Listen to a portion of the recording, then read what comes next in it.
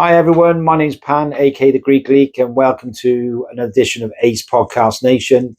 We're going to review the Wales game in Montenegro. Obviously, Wales coming out winners 2-1, and look back at Bellamy's first two games in charge and sort of see where things went well, things haven't gone so well, and where we think Wales will be moving forward in this Nations League, and which players have actually stood out in these couple of matches. So yeah, amazing start to the game. I don't think I've ever come across a game, whether it's a football match, on parks on a Saturday or league match or whatever, where I've seen two goals by a team in the first 2 minutes. I can't ever recall. It's probably happened, but I just can't think of one. Maybe someone watching can let us know if you've come across a game where there's been two goals in the first 2 minutes. First goal, torrential, absolute weather. I mean, I thought the weather was bad in Cardiff on last Saturday, but it was torrential in Montenegro for the whole game. And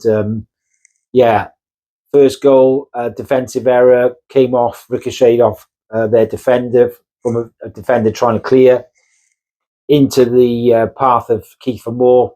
Perfect ball for him, hits it in the corner off the post from about 10, 12 yards. So incredible start for us to go 1-0 up. I think it was less than a minute. And then not long after, Nico's run, Sonny ball comes back to Harry Wilson, 25 yards out. And what a shot. That was Bale-esque, really. And Harry Wilson is obviously, now put himself as one of our best players in the team, probably the first one on the team sheet, really, and that put us 2-0 up. And I was in shock, really, because as I said pre-match, Montenegro are no mugs. They've got a lot of good players. They won their last two games at home.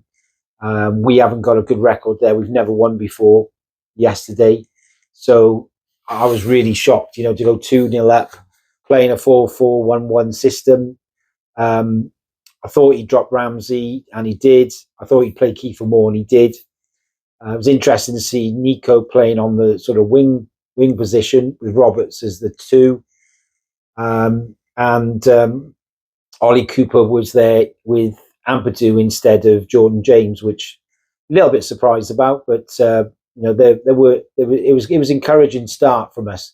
I think the first sort of few minutes, 10 minutes, as I said, we were started as we did against Turkey. But I think, Montenegro got a foothold in the game.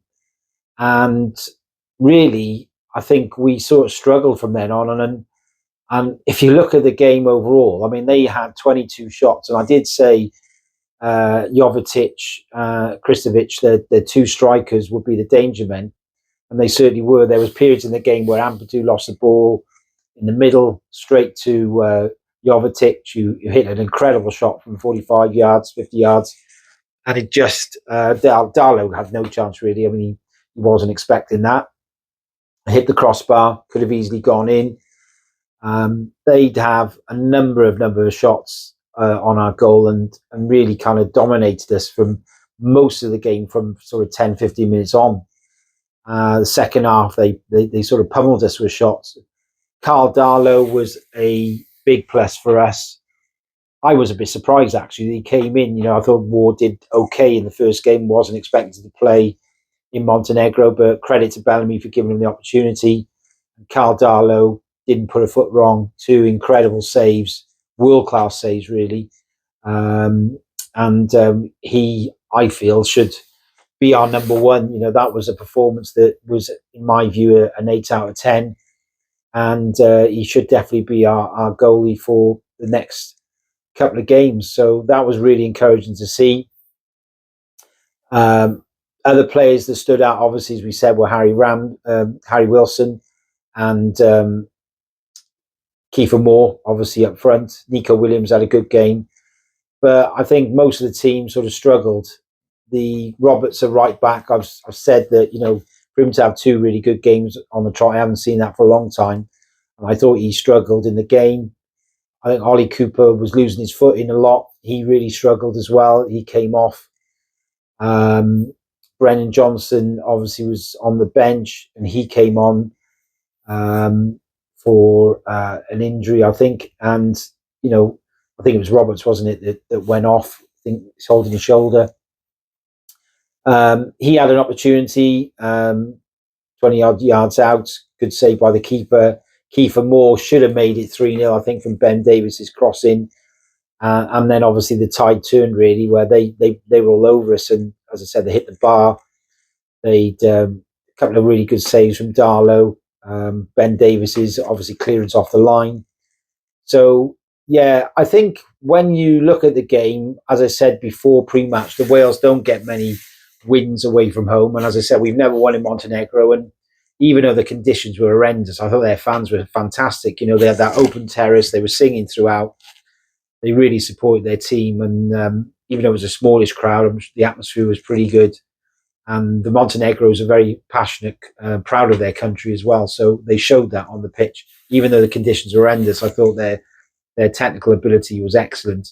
And, we were sort of all over the place at certain points in the game. So I think it's a bit of a learn for Bellamy, really, because I think at 2-0 up, you could say, oh, well, we'll just continue to play how we were. And I would have liked to have just said, well, we're 2-0 up, let's just shut up shop. Let's get Jordan James on. Let's go to a back three, and sort of play Nico back as the wing back, really, and just sort of make sure we're tight at the back. We were very, very fortunate to not concede more than one goal. I think when I look back at the game and the amount of chances they had, I think realistically it could have easily been 5-3 to them. They really did deserve at least a point in that game. And whereas against Turkey we had 15 shots on Turkey, we for this game Montenegro had over 22 shots. So it was kind of the reverse, really, where we dominated the Turkey game and we should have won and we didn't. And Montenegro probably overall dominated us and should have won and didn't. So, yeah, there's two very different games, two different systems played. I thought, well done to Bellamy for changing things up. I'm glad sort of he rested Ramsey. I'm glad he played Kiefer Moore. Interesting to see Nico on the right wing. Obviously, a few of the subs came on, so with Thomas and obviously Jordan James late on. So Ramsey as well. So I think for Bellamy, I'll give him a mark out of 10 of at least 7.5, I think, for his first two games.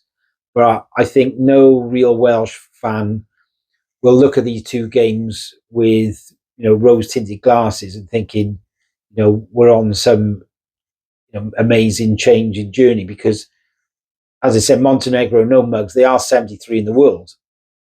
Most teams would have expected us to win, but we really struggled against them. And I know the conditions weren't great, but they weren't great for Montenegro either. So I think the next two games we've got, Iceland away and Montenegro home. Iceland away is going to be a massive game for Bellamys in terms of where Wales are at, because I feel Iceland are probably similar to Wales in kind of standing, really. They're a very good team. They're a very proud team. We've got some quality up front. Yes, they lost to Turkey recently 3-1 away, but I think that's going to be a massive test for Bellamy. And looking at it, I think it's going to be a bit naive if we go in there with a back four. I think we've got to be very tight, but it all depends on who's fit. And hopefully Brooksy's back and Dan James are back in there. Maybe Reece Norrington-Davis. We'll get a few games for Sheffield United. He might be back in the squad as well. So there's 2 or 3 players there who could be back in the first team for the next Nation League games, which may well improve our team. I think my personal view is David Brooks is better for Wales than Johnson. I was really impressed with Sobra Thomas. I've got to give him full credit for his performance against Turkey, but I still feel Dan James, offers a little bit more of a threat, but it's good to have that option as well. So, I think there's a few players to come back in. So I just think as a Wales fan, I'm not, jumping around thinking, wow, this is a revolution. Bellamy's obviously on a journey learning. He's only been with the guys 10 days. I think he's done exceptionally well in that short spell of time. and he's just got to be very, very careful, like in terms of what he says to the press. Saying we were outstanding against Turkey when it was a 0-0. Yeah, if we won 3-0 against 10 men, fair enough. And I'm saying, obviously in the first game, that's the worst we're going to be. I know he was relating it to kind of like the team having not that much time together, but he didn't really sort of, express himself very well there. So, people take these little statements and, you start saying, well, hang on a second. So we were very average against Montenegro in all due respect. I would say we were more of a 5.5 out of 10, whereas we were 7.5 to 8 out of 10 against Turkey. So, as I said, you've got to be very, very careful what you're saying. We haven't got a big squad. Our best 11 probably can compete with most teams, international teams. But I think, against the better teams, Turkey away, Iceland away, that's going to be our benchmark in terms of where we're at. So, yeah, encouraging overall. 4 points, we're second so far. Just to clarify with the Nations League as well, I might not have mentioned it, that if we do come second, which at the moment is Turkey are probably favourites to win it, we would then go into a playoff with the side that finished third in one of the groups in Nations League A. That could be anyone from like a Poland or a Switzerland, just an example, in a playoff, a 2-game playoff, to go up to that A sort of league. So it's not easy at all. If you don't win it, we're going to be up against a side that we probably never normally beat, really. So yeah, I think Iceland away is going to be a massive game in terms of how this group develops. I think Turkey could get a draw against Iceland away, and if we can get a win there and sort of beat Montenegro at home, which I think we will do, that would bring up the last 2 games nicely, really, with Iceland home and then Turkey away. And I think, obviously, hopefully we can get to that last game being a couple of points ahead of Turkey. And if all our players are fit, we'd be in with a great chance. So, yeah, it's encouraging signs. Also want to say well done to the under-21 side. Joe Cole will score both goals in a 2-1 win away to Iceland tonight. That puts us on joint first with 14 points with Denmark. We've got a massive game against the Czech Republic on the 11th of October at Rhodri Parade. I encourage everyone to get down there. The only disappointing thing is on the same date, we're playing Iceland away. I think hopefully the times will be a little bit different, because if we can get an earlier kick-off, maybe 5:30, sort of 6 o'clock, then obviously a lot of fans can get down to Rhodri Parade and maybe get home or get down the pub afterwards to watch the Wales team take on Iceland in Reykjavik. So yeah, well done to the Wales under-21s. Just to let you know, if Wales do beat the Czech Republic, even if they finish second, because of their win record and goals, etc., they would be ranked as one of the top 3 second-place teams and would then qualify for the European Championships, which would be Wales's first qualifying tournament at under-21 level. I think that would be something to celebrate. And I think, there were certain players missing. Charlie Crew was on the bench. Ruben Colwell, may have been in that squad as well, but well done to his brother who stepped in and scored a couple of very good goals. So yeah, well done to the under-21s. Things are looking good at youth level. So overall, as I said, we should be happy with 4 points. There's still plenty of work to do, and I'll look forward to seeing you for the next Nation League games. Please get your comments in, guys, what you thought of the first 2 games, what you think of Bellamys in charge. How do you feel things will go in the future? Any players missing that you would have in the team? So really appreciate all your comments that come in, and look forward to seeing you next month.